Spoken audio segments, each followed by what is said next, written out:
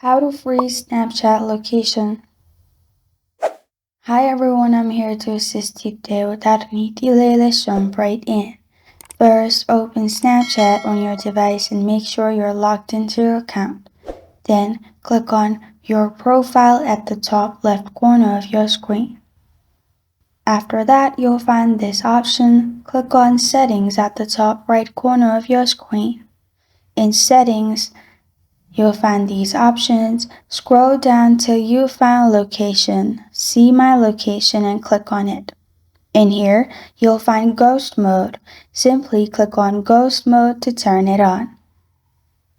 There are three options. Select Until I Turn Off, which is the last option, and then your location will be freezed.